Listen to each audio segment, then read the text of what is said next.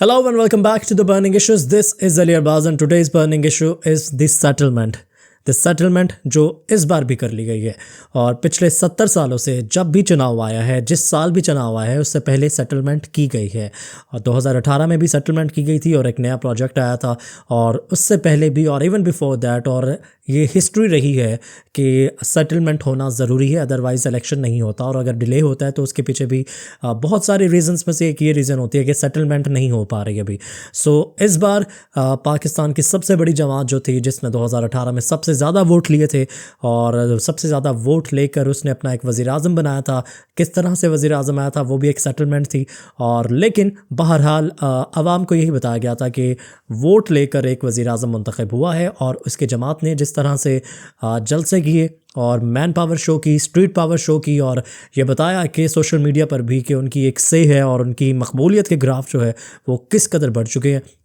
लेकिन इस बार 2024 का जो इलेक्शन था, जो कि आइडियली 2023 में होना चाहिए था टाइम फ्रेम के लिहाज से, बट 2024 में जब 8 फरवरी को होने जा रहा है उससे पहले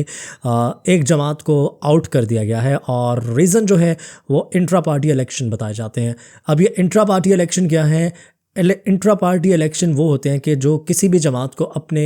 जो इंतज़ामी अमूर है उसको मद्देनज़र रखते हुए एक इलेक्शन करवाने पड़ते हैं। मिसाल के तौर पर अगर चेयरमैन पीटीआई का इमरान खान है तो इमरान खान के मद्दे मुकाबिल भी कोई शख्स खड़ा होना चाहिए। फॉर एग्ज़ाम्पल शाह महमूद कुरैशी को खड़ा करते हैं और उस पर वोटिंग होगी और उसके बाद जो मुंतखब होगा वो चेयरमैन होगा और उसका रिज़ल्ट जो है वो इलेक्शन कमीशन में जमा करवाना पड़ता है। लेकिन इलेक्शन कमीशन में जो इस बार उन्होंने रिज़ल्ट जमा करवाया था वो उन्होंने रिजेक्ट कर दिया, बिकॉज दे सेड कि आपके 14 अरकान ऐसे हैं जिन्होंने आकर कंप्लेन की है कि हमें इलेक्शन कंटेस्ट नहीं करने दिया या हमें उसका हिस्सा नहीं बनाया गया। On the other side PTI का ये मौक़िफ़ है कि जनाब ये जो 14 अरकान गए हैं इलेक्शन कमीशन के पास, ये इनको हम पहले से ही निकाल चुके हैं और ये पीटीआई का हिस्सा ही नहीं है, तो ये जाकर कंप्लेन भी नहीं कर सकते। बट इन निटी-ग्रिटीज़ में पढ़े बगैर और इन टेक्निकलिटीज़ में पढ़े बगैर कि किसको क्या कहा गया और समाअत कितनी देर जारी रही, ऑन कैमरा समाअत थी सुप्रीम कोर्ट में। और उसके बाद chief justice supreme court justice Qazi Faez Isa साहब ने फ़ैसला पढ़ के सुनाया, जिसमें ये बताया गया कि पीटीआई के जो इंट्रा पार्टी इलेक्शन है उनको नल एंड वॉइड नहीं किया गया, उसको ख़त्म कर दिया गया है। इट मीन्स कि इस बार 2024 का इलेक्शन जो है पीटीआई इस बार इन इलेक्शन में नहीं होगी। सो लेटली ये सिनेरियो था पूरे मुल्क में। समातें जारी रही, इन कैमरा ब्रीफिंग जारी रही और इन कैमरा समात में दलाइल भी जारी रहे और पूरे मुल्क का जो मीडिया था उसके जो कैमरास थे उसका रुख जो था वो सुप्रीम कोर्ट की कमरा अदालत नंबर 1 की तरफ था, जहाँ पर सुप्रीम कोर्ट के चीफ जस्टिस ने यह फैसला पढ़कर सुनाया कि पीटीआई से बल्ले का निशाना जो है वो छीन लिया गया है। And just like that PTI is over and PTI is done and dusted. और इस बार पीटीआई के जितने भी उम्मीदवार खड़े होंगे वो आज़ाद हैसियत से लड़ेंगे और जब आज़ाद हैसियत से लड़ेंगे तो डेफिनेटली वोट जो है वो डिवाइड होगा। नून लीग ने कब इंट्रा पार्टी इलेक्शन करवाए या पीपल्स पार्टी ने कब करवाए या एएनपी ने कब करवाए,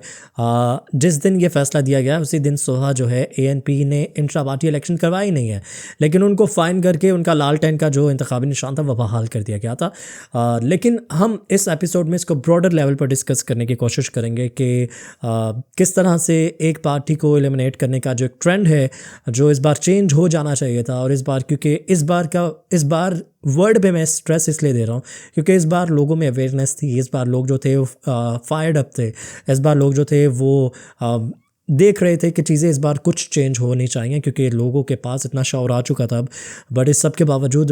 वही स्क्रिप्ट फॉलो किया गया जो कि होता आ रहा है। And I have nothing to do with PTI के पीटीआई को क्यों बाहर किया गया है, बल्ले का निशान क्यों छीन लिया है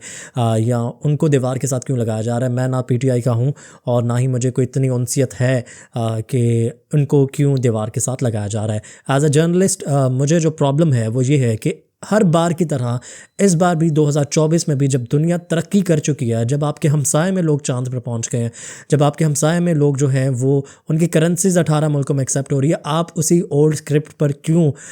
चल रहे हैं कि बड़ी जमात को, एक पॉपुलर लीडर को हर इलेक्शन से पहले एक आउट कर दिया जाता है क्योंकि वो पावर कॉरिडोर्स में फिट इन नहीं हो पा रहा, या वो पावर कॉरिडोर्स के लिए जो है वो थोड़ा सा मसला बन पा रहा है। और इससे भी ज़्यादा इंपॉर्टेंट मुझे ये एक चीज़ लगती है कि आइडियली ये होना चाहिए था कि अगर एक सियासी जमात को दीवार के साथ लगाया जा रहा है, चाहे वो कोई भी सियासी जमात है, XYZ एनीवन, चाहे वो नून लीग है, PTI है, पीपल्स पार्टी है, MQM है, काफ लीग है, या IPP है, या कोई और जमात है, अगर एक पार्टी को साथ लगाया जा रहा है दीवार के या उनको कॉर्नर कर रहे हैं, तो दूसरी जमातों जो बेनिफिशरी हैं उनको इस चीज़ को एंजॉय नहीं करना, उनको इस चीज़ को कंडेम करना है कि अगर आज एक पार्टी लग रही है दीवार के साथ तो कल को हम भी लगेंगे। और अब यहाँ पर कुछ लोगों का आर्गुमेंट ये होगा कि जब 18 से 22 तक जब नून लीग को दीवार के साथ लगाया जा रहा था और नून लीग के साथ ये सब चीज़ें हो रही थी, तब आप लोग क्यों नहीं बोलते थे, या तब आप लोग कंडेम क्यों नहीं करते थे? कंडेम तब भी करते थे और तब जो हो रहा था तब भी गलत था। PTI जो बेनिफिशरी थी उस वक्त, वो अगर उस वक्त स्टैंड ले जाती या वो उस वक्त इस चीज़ को ज़रूरी समझती कि ये जो सब चीज़ें हो रही हैं सियासी जमातों के साथ ये नहीं होनी चाहिए, और जब तक ये होती रहेंगी तब तक आप अपने आप को है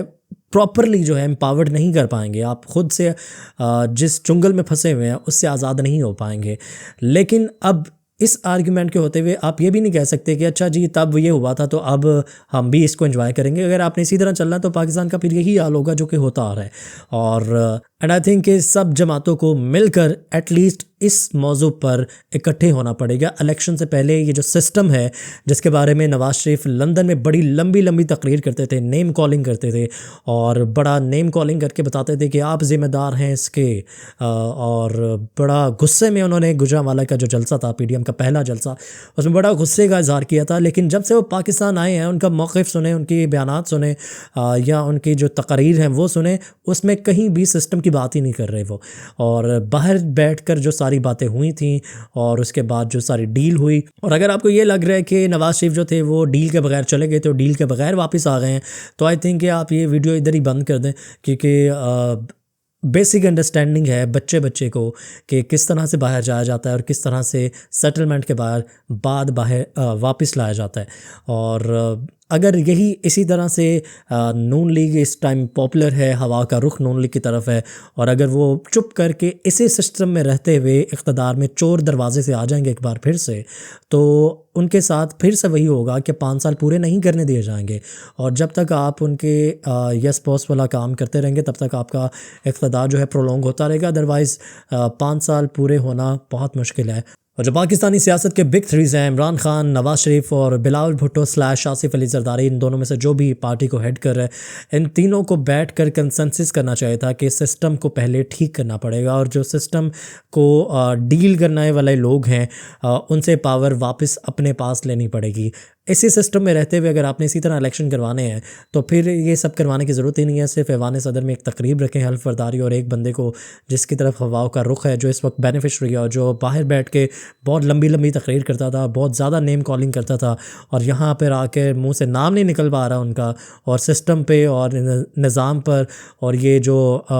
डर्टी पॉलिटिक्स है इस पर बात ही नहीं की जा रही, और चुप करके मीसनेपन से चोर दरवाजे से इक़्तिदार में आ जाना है, तो फिर इलेक्शन करवाने की, इतना पैसा ज़ाया करने की, इतने सिक्योरिटी ऑन स्टेक लगाने की ज़रूरत ही नहीं है। सिर्फ ऐवान सदर में हल्फ बर्दारी तकरीब रखें, काली शेरवानी पहनाएं, चौथी बार एक बंदे को वज़ीर आज़म बनाएं, and that's it, you are good to go. ये सब करने की ज़रूरत नहीं है फिर, बिकॉज़ अगर आपने इसी सिस्टम के रहते हुए इलेक्शन करवाने हैं तो इलेक्शन उसी तरह से होंगे जैसे कि 60, 70 या 75, 76 साल से होते आ रहे हैं। पिक एंड चूज़ वाली जो आपकी स्कीम है वो अगर 2024 में भी है तो ठीक है, फिर नवाज शरीफ साहब एंजॉय करें और नून लीग एंजॉय करे और अपने दिन गिने, क्योंकि 5 साल उनके भी पूरे नहीं हो पाएंगे, क्योंकि जहाँ पर आपने चूं की वहाँ पर आप उठाकर इक़्तिदार से बाहर कर दिए जाएंगे। और नवाज शरीफ साहब आप पहले 3 बार इस तरह जा चुके हैं, एटलीस्ट इतनी बार आपको एक्सपीरियंस होने के बाद ये समझ आना चाहिए था कि इस बार भी अगर आप उसी सिस्टम के साथ आ रहे हैं तो इस बार भी आपका जो फ्यूचर है वो कुछ डिफरेंट नहीं होगा। And I don't want to sound like a pessimist person here, but this is the harsh reality, you like it और not, but this is what is exactly happening on ground. और but still with this hope के 8 को जब आप ballot paper पर पहुंचेंगे, ballot box पर पहुंचेंगे, तो एक बार ज़रूर सोचिएगा कि किस पार्टी को वोट देना है। क्या वो उन लोगों को वोट देना है जो बाहर बैठकर बहुत लंबी लंबी बातें और नेम कॉलिंग कर रहे थे, लेकिन यहाँ पर आके पूरी पॉलिसी बदल गई है, क्योंकि अब पॉलिसी जो है वो उनके फेवर में जा रही है और हवाओं का रुख उनकी तरफ है। या उस पार्टी को वोट देना है कि जो 2018 में बेनिफिशरी थी तो उनको कोई प्रॉब्लम नहीं थी, आज दीवार के साथ लगे हैं तो उनको प्रॉब्लम्स शुरू हो गई हैं और उनके अंदर का इंकलाब जाग चुका है। या उस पार्टी को वोट देना है कि जो सिंध में एक अरसे से जो है हुकूमत बनाए हुए, लेकिन सिंध का बेड़ा गर्क करने के बाद अब वो पाकिस्तान के बारे में नज़रें जमाए बैठे हैं। किसी को भी वोट दीजिएगा अगर आपने वोट देने जाना है, बट एक बात ज़रूर सोचिएगा कि आपके साथ सिंसियर कौन है, या जो पाकिस्तान के लिए लॉन्ग रन में कौन अच्छे फैसला कर सकेगा। And with this hope, this is Ali Abbas signing off from the burning issues, and keep the comment sections alive and kicking and burning.